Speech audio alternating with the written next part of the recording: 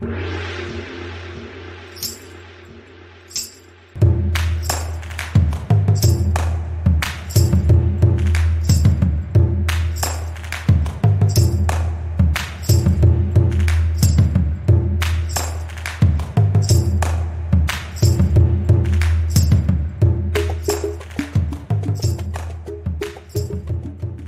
écoutez l'émission Contre-culture vue du Buëch.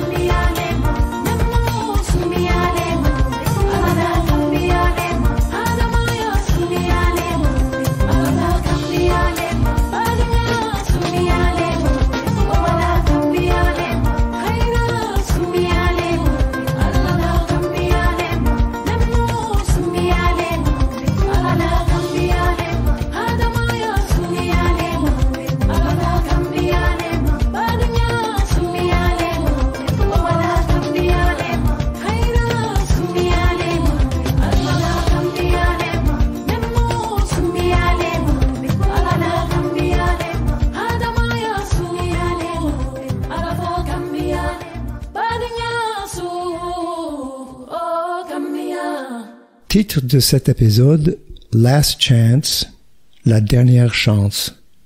Conversation avec Joe Blow, pseudonyme d'un banlieusard du quartier nord de Paris, un évadé qui s'est intégré dans les contre-cultures du nord de la Californie.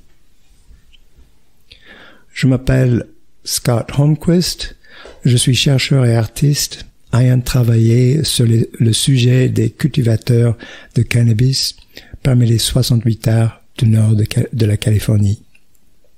Je suis aussi cofondateur des associations engagées pour préserver des histoires contre-culturelles dans cette même région au nord de San Francisco. Aujourd'hui, je vous présente un ami français de longue date qui préfère participer d'une manière anonyme. Anonyme pour se permettre de parler plus librement. Aujourd'hui, mon ami s'appelle Joe Blow. Et, chers auditeurs sarrois, Joe a vécu à Serres parmi vous. Joe, dis-nous comment ça s'est fait. C'est une aventure assez classique, une vie de banlieue qui te pousse à chercher l'évasion. Comment ça se fait que tu te trouvais à Serres? Serres, je suis venu en France pour la naissance de mon premier enfant et une opportunité s'est présentée de travailler dans une école de parapente qui venait ouvrir en 89. Ça m'a permis de connaître la région vue du ciel déjà et aussi d'apprécier les gens de la vallée, quoi. Oui. Et tu es venu d'où? Je rentrais de Californie avec ma femme. Alors tu es rentré des États-Unis pour que ton enfant soit né en France. En France. Oui, exactement. Fait exprès. Oui, d'accord. Et est-ce que tu étais longtemps à Serres? Je suis resté à Serres 6 mois, le temps que l'école de parapente prenne en vol. Et une fois qu'elle tournait et que d'autres employés sont arrivés, j'ai pu me dégager. J'ai pris la direction de la Californie après mon séjour à Serres. Et tu es regagné la Californie pour quoi exactement? Avec qui exactement? Voilà, c'est en Californie, j'avais créé une relation avec un ami qui s'appelait Steve Dragon et qui était un peu mon mentor, mon guide. Il m'a pris sous son aile et m'a proposé de travailler avec lui. Oui. Et de faire quoi comme travail à l'époque? À l'époque, nous sommes dans la culture en 87. Quand on a commencé la relation, nous étions dans la culture de la marijuana, une chose qui était culturelle dans les communautés hippies, on peut dire une chose connue. Oui. Et Steve Dragon, il était, tu peux parler de lui un peu? Oui, Steve, un personnage assez intéressant puisque il était de communauté hippie, mais était un artiste musicien qui travaillait souvent au Philharmonique symphonique de San Francisco. Il jouait du hautbois, instrument à vent. Et en contrepartie de ça, c'était un grand agriculteur de marijuana en Californie. Oui. Et ce genre de personnage, ce n'était pas très rare en fait. Non, on peut dire dans les restes des années 68, dans cette culture, nous avons beaucoup de gens qui sont restés sur la Californie, qui se sont un peu mis à l'écart. Ils ont pris des terrains un peu à l'écart des villes pour vivre un peu dans leur communauté, leur façon de vivre. Oui. Et est-ce que quand tu as découvert ce personnage, est-ce que tu as remarqué que ces gens n'étaient pas comme les drogues, les gens que tu aurais pu rencontrer à Paris qui oui, non, la culture de la marijuana n'a rien à voir avec la délinquance. Il faut bien comprendre que c'est chez nous déjà à la base une médecine, mais pas seulement ça. C'est aussi des revenus financiers pour que ces communautés puissent survivre en marge d'une société qui refuse d'accepter, qui refuse de se plier. Et est-ce que tu m'as dit une fois que sa mode de vie était ça t'avait inspiré un peu. Oui. Dans quel sens? Disons que comme j'étais un peu sous son aile, travailler avec lui, voir comment il pensait, il faisait avancer les choses. Je me suis inspiré de certaines choses que j'ai appris avec lui. L'isolation des terres, vivre sans électricité, sans eau,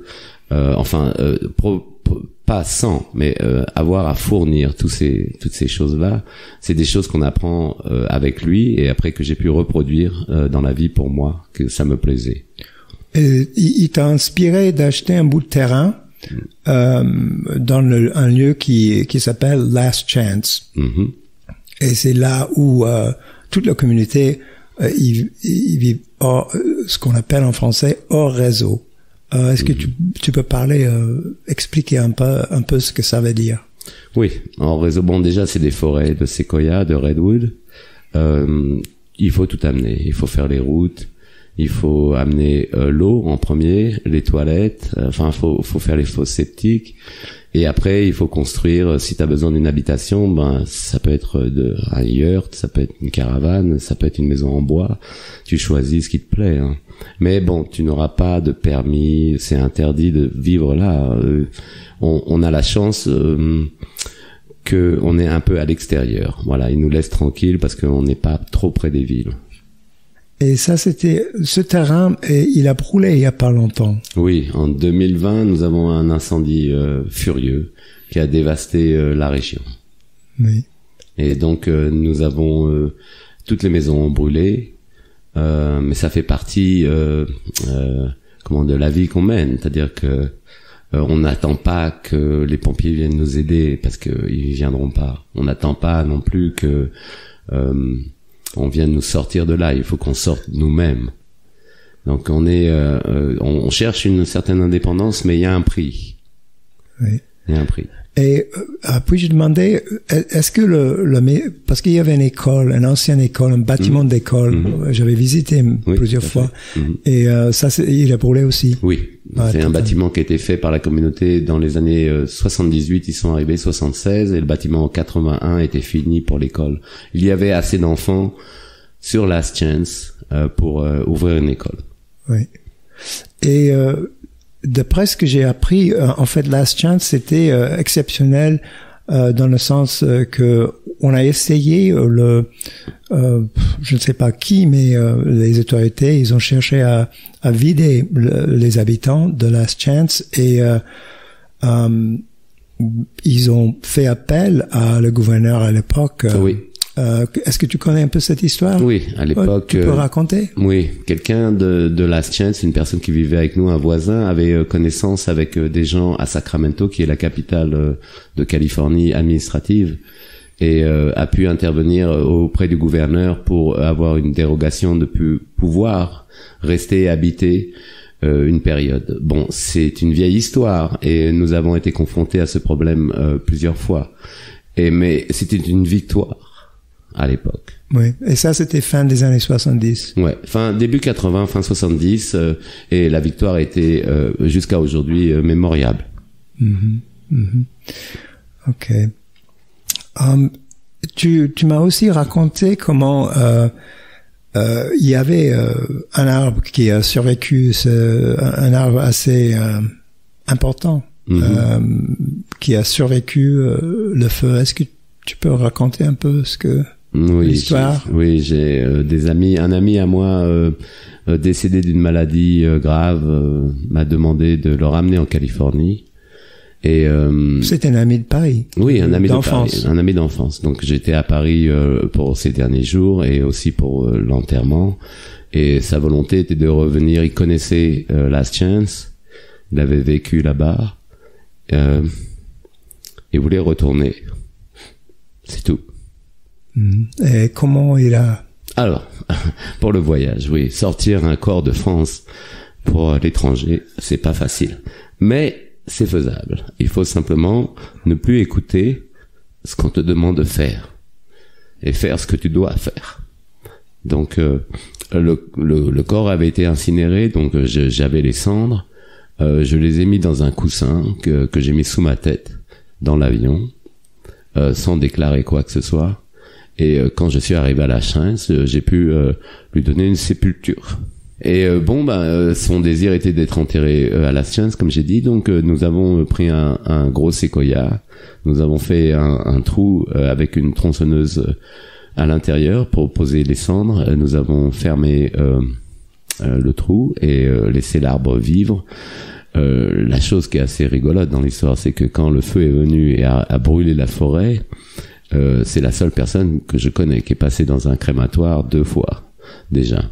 Mais l'arbre est en vie, donc l'arbre est reparti, la verdure est dessus, et en fin de compte, mon ami est toujours dans une sépulture vivante.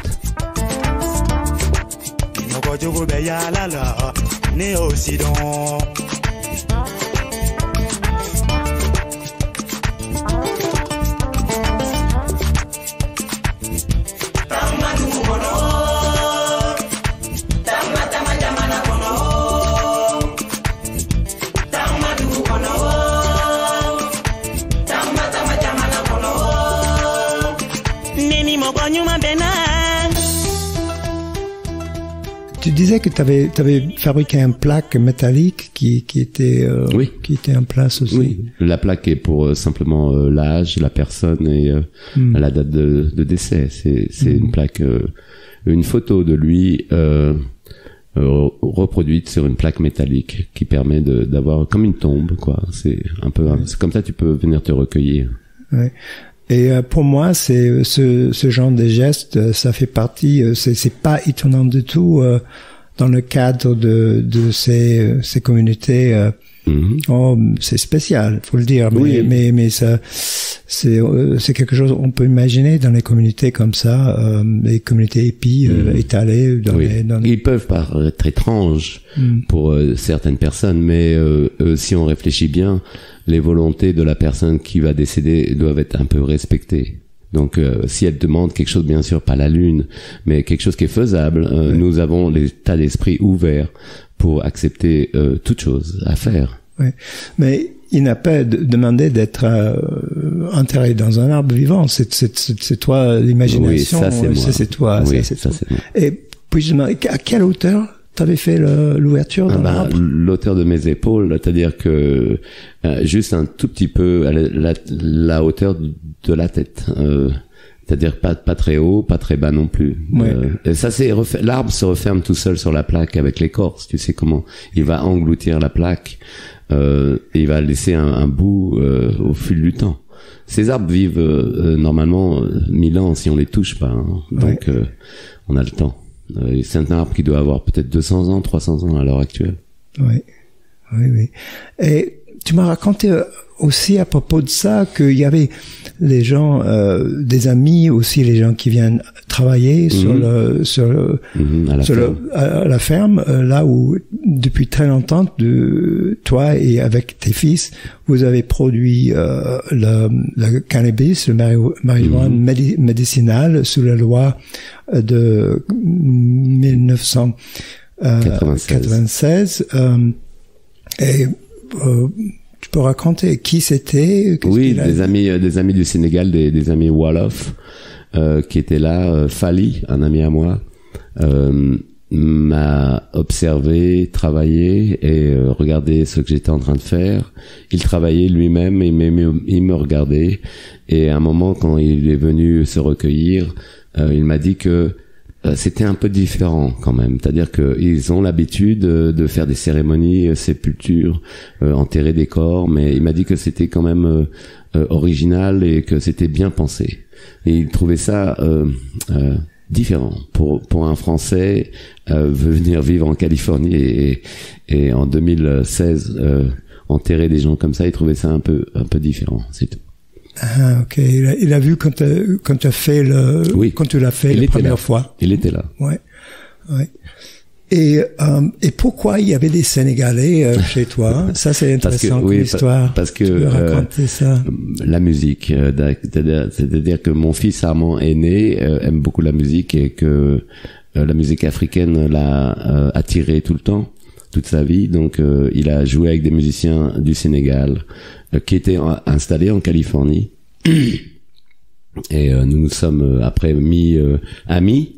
Et comme on avait besoin de gens pour travailler à la ferme, on leur a proposé de venir travailler avec la Marijuana pour nous aider au champ, quoi. Et ils ont accepté. Ils sont très organisés. Ils ont une technique qui est différente de ce que j'ai l'habitude de voir, mais ils ont une efficacité irréprochable. C'est-à-dire que c'est des gens très courtois et très agréables à vivre. Et en plus, ils sont Wolof. Donc, je dis pas que c'est un plus ou un moins. Je dis simplement que ils amènent avec eux une culture. Donc, dans notre culture, on les observe, on apprend des choses avec eux. Voilà, c'est tout. C'est des gens un peu différents, on peut dire, qu'on trouve pas souvent. Oui, et je me rappelle un peu de leur mode de travail, comment c'était différent. Oui. Tu peux décrire un peu le contraste. Oui, c'est le contraste. Les gens d'habitude prennent un sac d'herbe, s'assoient et commencent à le clipper, à le nettoyer pour sortir un produit fini. Et chacun garde son sac avec lui et sa quantité est personnelle. Eux se mettent en groupe. Je vais interrompre parce que il faut que les auditeurs comprennent. Ce sac est pesé et le paye est en fonction de production. Oui, voilà. Le produit fini sera payé au kilo à la fin de la journée ou à la fin de la semaine, comme ils veulent. Et les Sénégalais ont une technique un peu plus différente. Ils mettent un gros sac au milieu, ils se mettent autour du sac et ils ont pas un sac personnel. Ils prennent un gros sac qu'ils jettent. Quand ils nettoient les plantes, ils jettent tout en même temps dans le même sac et diviseront par le nombre de personnes autour de la table. Ça leur permet de s'absenter pour faire du thé. Et il y a toujours 2 ou 3 personnes qui travaillent. Ça leur permet aussi de prendre des moments de repos parce que c'est intense comme travail. Ça demande beaucoup d'attention aux yeux et aux mains. Et donc, mais il y a toujours un rendement, c'est-à-dire qu'une personne qui s'arrête seule, elle choisit son emploi du temps, bien sûr, mais elle n'a plus personne qui assume le travail. C'est-à-dire qu'avec eux, c'est une machine qui ne s'arrête jamais, voilà. Et à la fin, la production est supérieure, toujours, je ne sais pas, mais c'est toujours plus de kilos qu'ils ont à diviser à 4. Donc, ça les motive, le groupe les motive encore plus. L'individualisme dans ces genres de boulot, c'est plus dur à manipuler que le collectif. Et on s'est aperçu même en faisant pousser nous-mêmes les plantes avec les voisins que dans le collectif, en s'aidant les uns les autres, on avançait tous mieux que individuellement. Donc ça s'est passé pour eux, les Sénégalais le pratiquent à la maison. Quand on mange le mafé avec eux, quand on est à table, tout le monde attend que quelqu'un mange. On n'a pas d'assiette, on n'a pas de c'est-à-dire qu'on n'a pas une assiette individuelle. C'est pareil au niveau de tout dans leur vie. Donc, je me rappelle pendant un de mes visites à Last Chance, Armand, ton fils, premier fils, qui était dans le ventre de sa mère ici à Serres, il y a toutes ces années. Dans le ventre et aussi dans la poussette. Plus tard dans le poussette. Oui, il était né. Oui, il était né. Une deuxième fois, nous sommes venus, il était né. Nous sommes revenus voir. C'était mon cousin qui avait ouvert l'école de parapente, donc c'était familial pour lui de venir. Ah, il est revenu, oui. Ouais. Voilà. Et, il me semble il fabriquait les instruments, les tambours. Oui. Avec les Sénégalais à Santa Cruz. Et il travaillait pour une entreprise qui refait les drums, les djembés qui sont fragiles. Ils refont les pots, ils refont tout. Et alors, ils reçoivent les produits du Sénégal, les containers, ils les reçoivent bruts, les bois bruts, les pots bruts, et ils adaptent, ils tressent et ils tendent les pots. Et là, on rencontre bien sûr tous les musiciens qui sont de la région, qui vont venir refaire leurs pots. Donc il y a les Congolais avec les grands tam-tams, les Sénégalais avec leurs djembés, il y a tous les groupes de musique qui viennent refaire leurs instruments. Donc Armand travaillait pour cette entreprise et c'est sûr que lui aimant la musique, c'était l'endroit idéal pour avoir des contacts. Oui. avec les musiciens. Et éventuellement, il est allé avec eux. Oui. Après, il est parti au Sénégal, passer un séjour avec eux. Papa Tchakwa. Ils lui ont changé son nom. Ah, attends, les Sénégalais, ils ont donné le Wolof. Non, oui, quand il est arrivé là-bas avec eux. Et ils l'ont emmené, bien sûr, là où ils allaient faire les baffles ont des lieux cultes. Et bon, ils ont emmené Armand avec eux partout où ils allaient en pèlerinage, on peut dire, dans leurs lieux cultes, comme Touba. Oui. Et donc Armand a été baigné vraiment. Moi-même, je connais bien l'Afrique, hein. Donc je savais dans ma tête un peu ce qu'il allait découvrir là-bas, et j'étais très content que il allait le faire avec des gens locaux qui ont pu le prendre sous leur aile. Oui, je me rappelle. À l'époque, il travaillait, il avait ce boulot en fabriquant les drums, et après. Quelques années plus tard, c'était pas plusieurs années plus tard, je me rappelle pas exactement, mais je suis venu rendre visite et c'était pendant la récolte. Et Armand, en fait, il était en train de gérer l'entreprise chez toi. Oui. Et moi, il faut dire, je vais décrire, c'était assez marrant parce que et l'autre fils, les deux fils, ils ont pris un peu charge des choses, et des fois tu peux être assez moi je dirais pas vulgaire, mais tu parles de sexe, etc. Très souvent, et à table, et là ils étaient en train de te corriger, te reprendre, et ils ont même corrigé tes méthodes de travail. Oui. Et en même temps, c'était Armand qui était c'était un peu le chef, et moi j'étais impressionné. Il avait des amis mexicains, je crois, ou espagnols. Non, ils étaient espagnols et sénégalais. Et français et les Français, la famille qui venait toujours donc c'était français, espagnol, anglais, oui.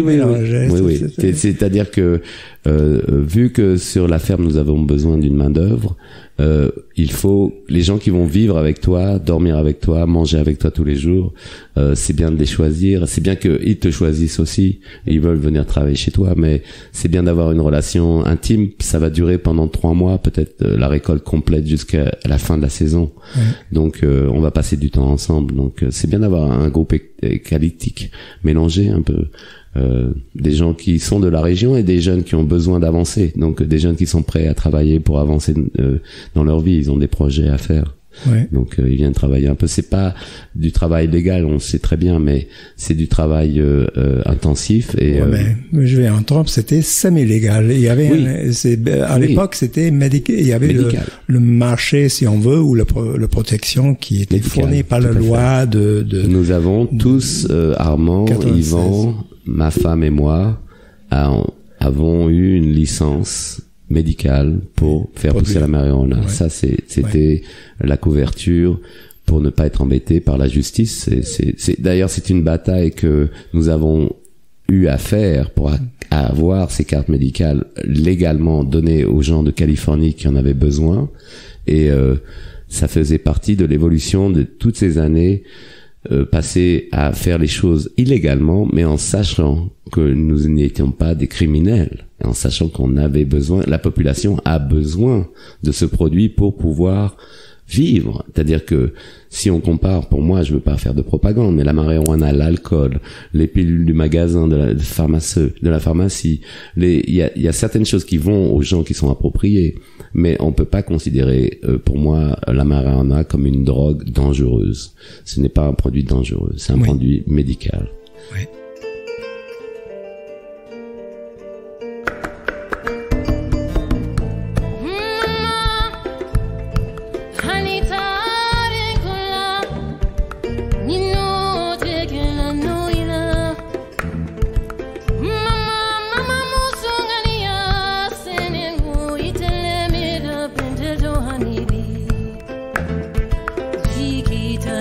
Kanya di kuminganya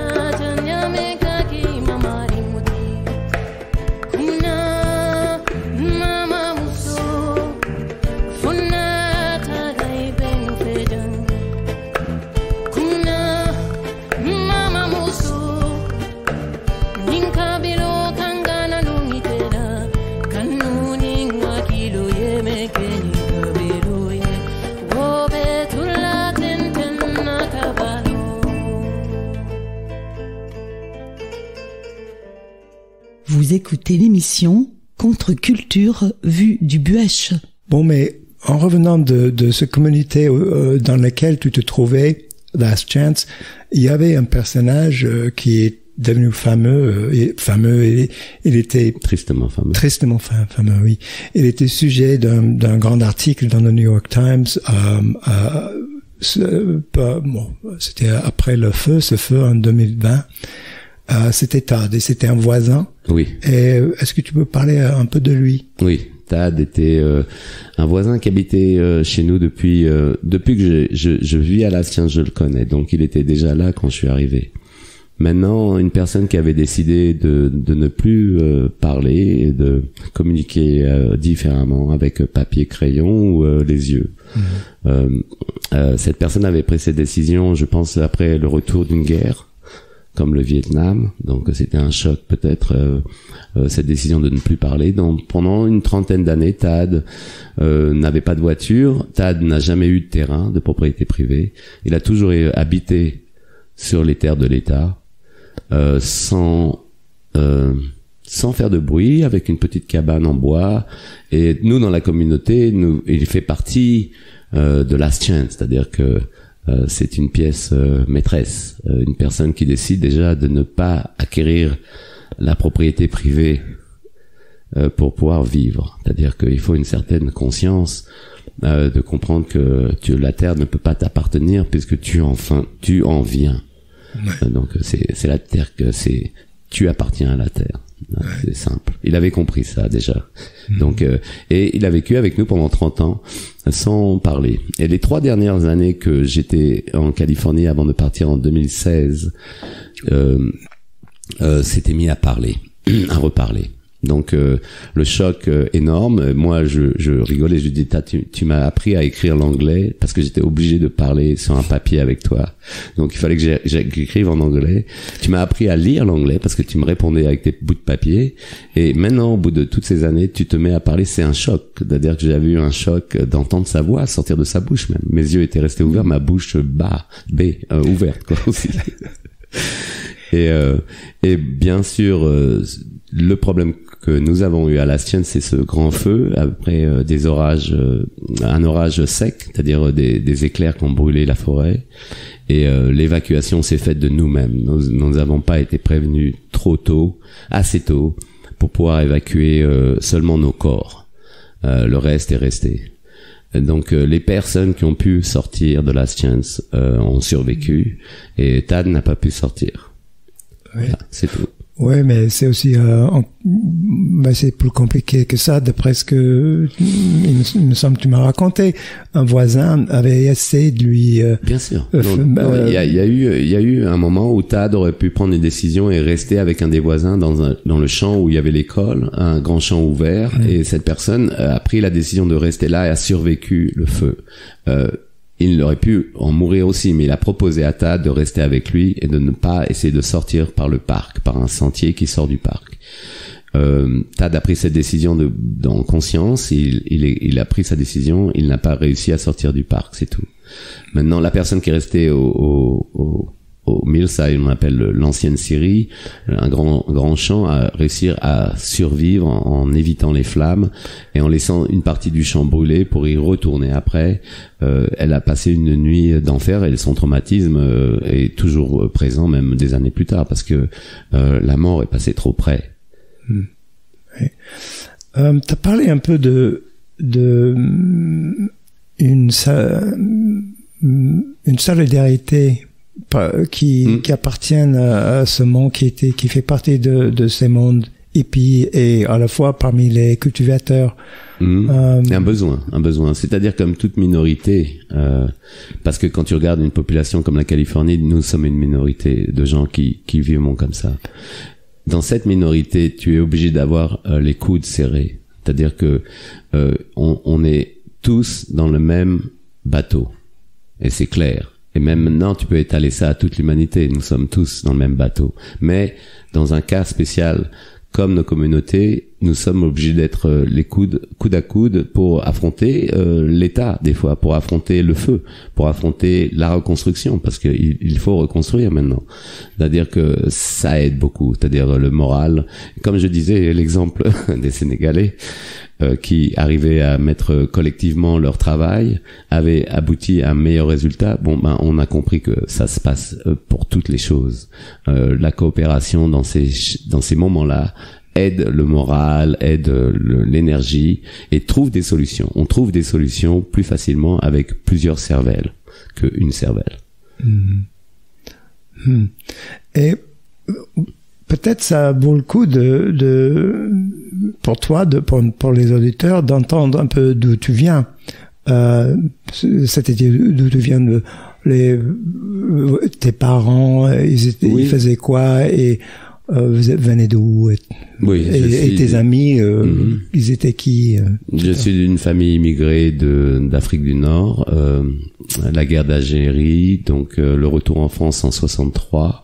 Les derniers départs, 62-63, et un pays, la France, qui m'a accueilli bien sûr, mais que je n'avais pas vraiment des racines. Donc je me suis retrouvé dans les banlieues. C'est en général ce qui nous attendait un peu. On n'était pas 1,5 million de personnes qui rentrent dans un pays, ça coince un peu. Donc il faut en mettre un peu partout, dans les campagnes, dans les vignes, dans les industries. Paris en prend une grosse quantité. C'était le rapatriement. Donc on s'est retrouvé dans ces banlieues qui étaient construites des années 60, toutes neuves, par des immigrants, j'imagine, parce que vu à l'époque la population française des années 60 ou 50 était un peu faible au niveau du travail, il n'y a pas la quantité d'hommes peut-être. Et on s'est retrouvé dans ces banlieues qui étaient toutes neuves, mais vraiment austères, qui n'avaient aucune verdure, aucune nature. On pouvait pas se plaindre, bien sûr, on avait un toit sur la tête. Mais l'avantage de cet endroit, c'était le mélange humain. C'est-à-dire que on se retrouvait peut-être tous presque de la même classe sociale, plus ou moins, mais de tous les coins du monde français. C'est-à-dire qu'on était des rapatriés d'Algérie, mais nous avions avec nous toutes les colonies de la France, en Afrique aussi, qui étaient en immigration. Nous avons avec nous aussi tous les pays d'outre-mer qui sont des Français de souche, Martinique, Guadeloupe, exemple. Nous avons un mélange ethnique qui nous a permis de comprendre les autres cultures. Ça nous a permis et là, tu ne vis pas avec la télé, tu ne vis pas avec la radio, tu vis la vie. Donc là, tu vois les gens sont des gens. Il n'y a pas, de préjudice, c'est pas, tu vis tous les jours avec eux. Donc à la fin du compte, c'est tes amis, c'est tes potes, c'est les gens que tu peux compter dessus. Donc ça, c'est le bon côté des vies de banlieue. Maintenant, la ségrégation, le manque d'emploi, l'éducation qui n'est pas toujours au niveau qu'on devrait avoir, peut-être qu'on pourrait avoir, c'est des désavantages. Il faut s'évader de cet endroit. C'est-à-dire qu'à un moment, pour moi, c'était nécessaire pour pouvoir vivre de partir de la banlieue. C'était obligatoire presque. Et ton père était militaire, c'est oui, ça? Militaire de carrière, retraité déjà dans les années... un enfant de la guerre, de Deuxième Guerre mondiale, qui fait ses écoles militaires et qui fait militaire de carrière jusqu'à une 40aine d'années. Même un peu plus jeune, il a peut-être arrêté à 35 ans, mais il avait déjà accumulé 20 ans de retraite militaire, déjà. Et c'est ta mère un peu qui a assuré la maison. Oui, j'ai été élevé par mes grands-parents, on peut dire. Donc au niveau de la maison, c'est les grands-parents. L'exode, c'est tout le monde qui part. Hein. Donc on se retrouve tous ensemble, quoi. Et c'est plus facile. Économiquement, c'est nécessaire. Et aussi, les gens qui ont été déracinés, vaut mieux qu'ils restent ensemble pour un petit moment, pour retrouver des points de repère. Voilà, parce que après, quand ils prennent leurs habitudes dans des points de repère nouveaux qu'ils ont découverts, maintenant ils peuvent peut-être s'évader un peu plus loin, mais au départ, le regroupement permet à la famille de rester solide. Voilà, c'est ça. Donc j'ai été élevé par mes grands-parents, oui, toute ma vie pratiquement. Mes parents étaient très occupés à ramener des sous à la maison pour nourrir la maison. Voilà.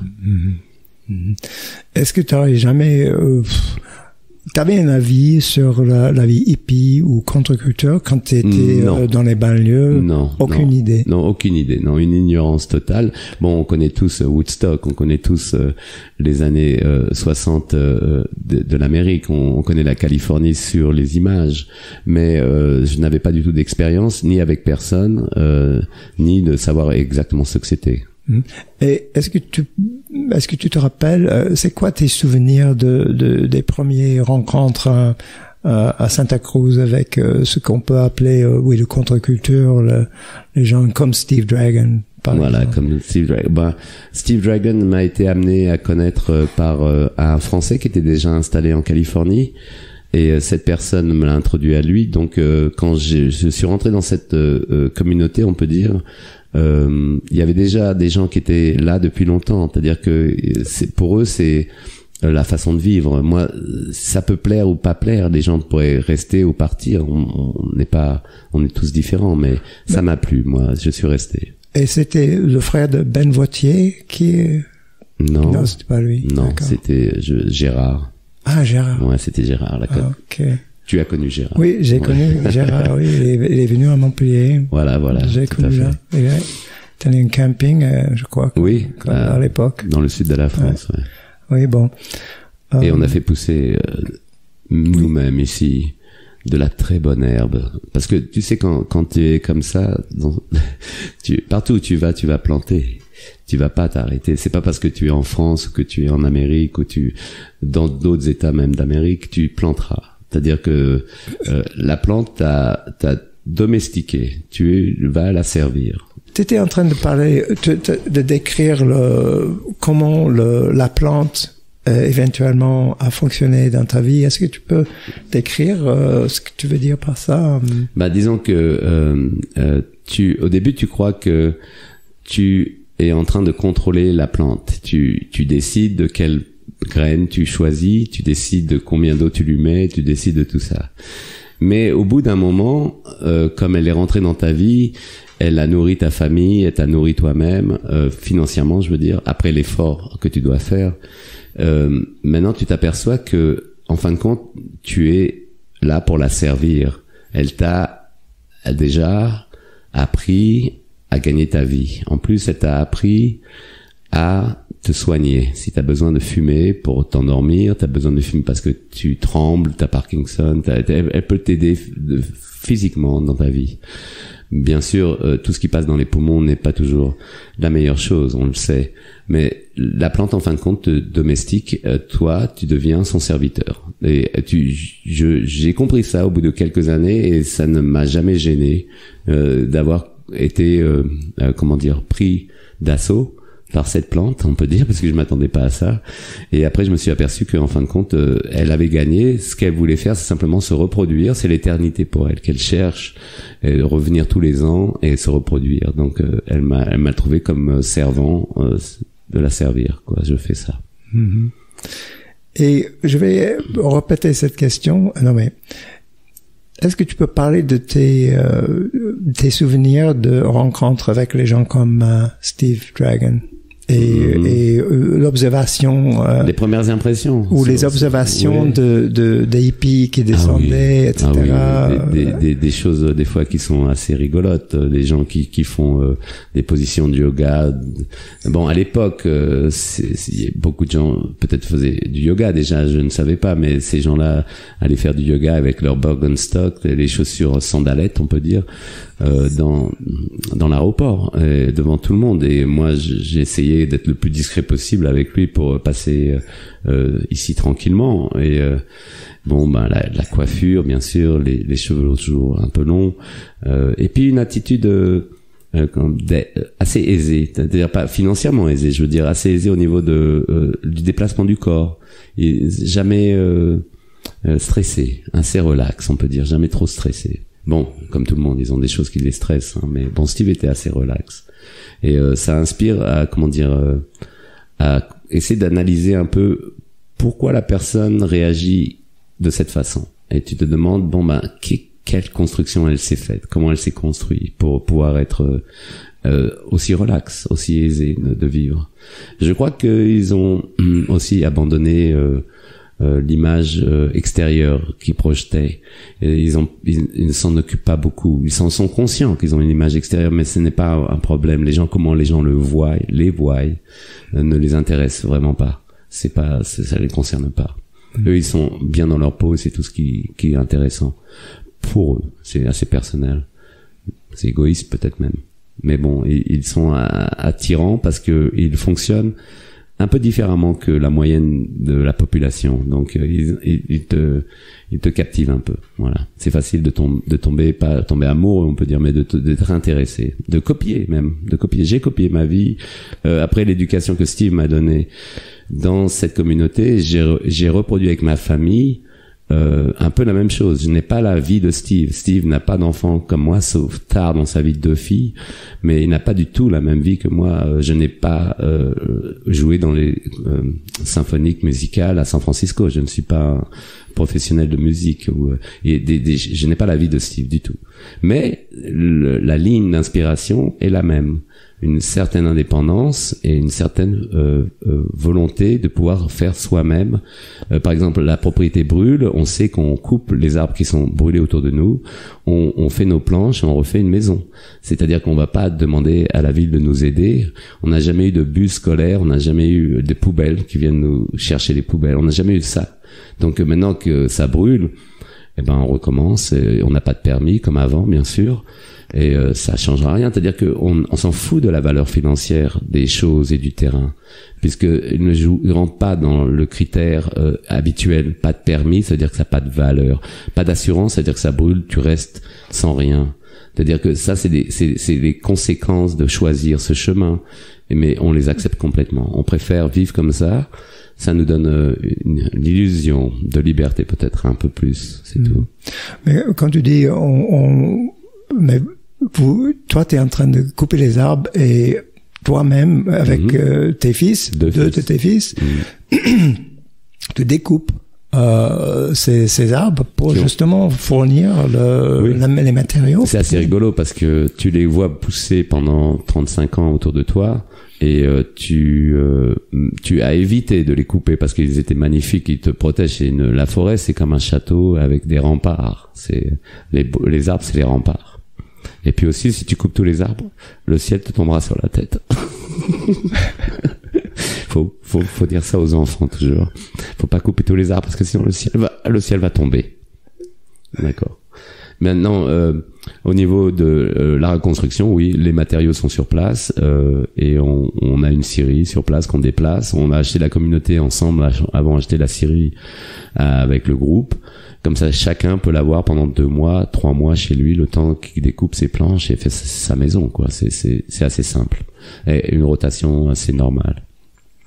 Et c'est encourageant de voir ses voisins reconstruire. C'est encourageant aussi, ça motive. On a tous eu le choc du feu, le choc de tout perdre. Et maintenant, ça donne un peu de courage à tout le monde de voir que les gens repartent dans la même mentalité. C'est toujours un peu rebelle, quoi. Ils vont pas attendre. On est venu nous voir, nous parler de permis, de construire, tout ça. On les a regardés un peu méfiants, bien sûr, comme d'habitude, mais surtout amusants. On les a regardés un peu amusants. On a attendu qu'ils repartent et on refait la même chose. Et si un jour ça leur plaît pas, qu'ils reviennent taper à nos portes, on est là, on va nulle part, on part pas. Oui, voilà. Mais je crois que on finit avec ces beaux discours. Merci, de rien. Joe Blow. De rien. Pour ton visite ici à Serres après tant d'années. Oui, un plaisir de revenir dans la région.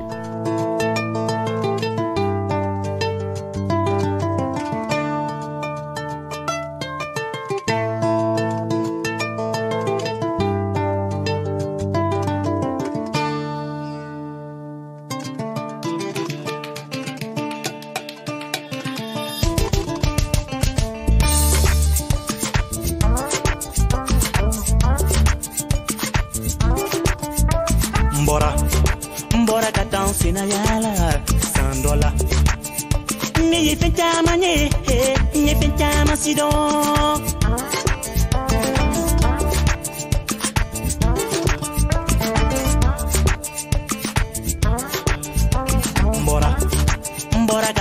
sina yala $100 ne ye fɛn caman ye n ye fɛn caman si dɔn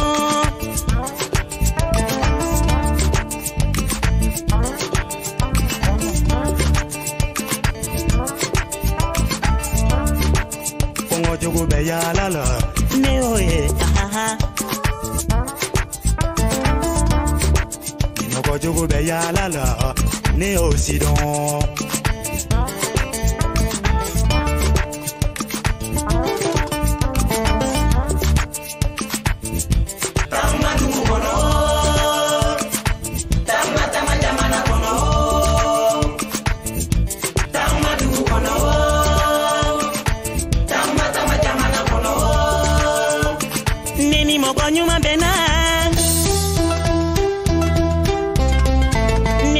jugu bena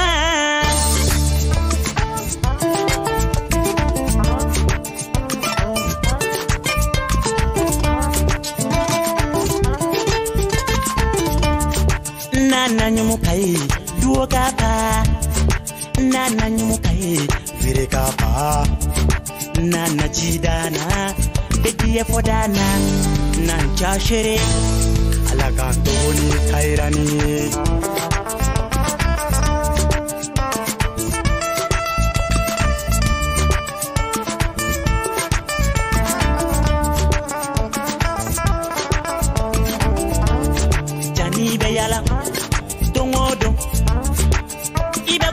ima delika minyo wanye bada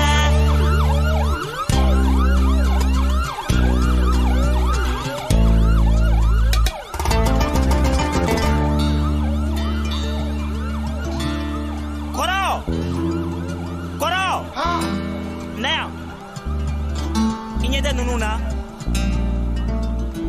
benga nikelau mado nyeta bolo yala mana Allah akbar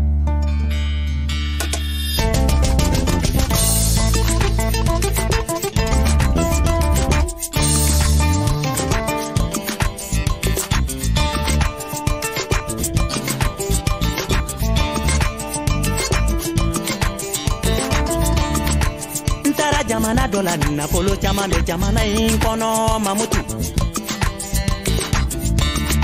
nga benta jamana inkono inete jamana ina trawole ni yalala ni ma pensoro